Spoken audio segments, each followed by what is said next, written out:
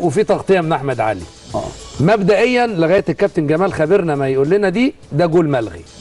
مبدئيا لغايه الكابتن جمال خبيرنا ما يقول لنا دي ده جول ملغي. اتفضل يا كابتن. بيعلق الكرة على طول لكن بيطلع على طول المتألق نجم اللقاء الاول وفيه في انذار. هنشوف في ايه، لم تتضح. هنشوف في ايه، هنقول مدي ايه، لسه ما عرفناش مدي ايه برضه لغايه دلوقتي. هل ركله جزاء ولا ايه؟ بيقول له ايه، استنى. الاعاده فيها دوما الافاده. عمرو فهيم بيرجع لعيبته بيرجع زمايله، لكن شايف انا محمد محمود عباس موجود في منطقه ال 18 على حدود ال 18، وانذار لاحمد عبد الظاهر. انذار، ادي محمد محمود عباس واقف في منطقه ال 18 وانذار لاحمد عبد الظاهر وانذار. يعني هنشوف مدي ايه، ونزول لارض الملعب من مؤمن سليمان وعادل زكي نازلين يبعدوا اللعيبه. هنشوف ادي الكوره بيقول لمسه، هنشوفها تاني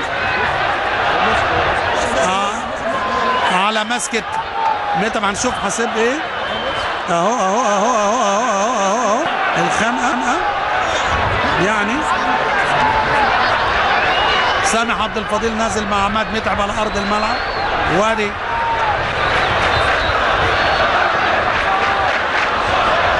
على طول. اذا لما شفنا محمد محمود عباس على خط منطقه 18 عرفنا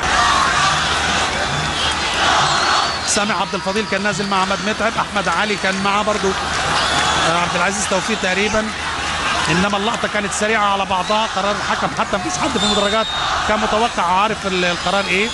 ابو تريكه في مواجهه عامر محمد عامر، وينتظر صفره التنفيذ من حكم اللقاء، ويتقدم محمد ابو تريكه وعامر ينقذ الموقف، ولكن تسلل ستعاد ركله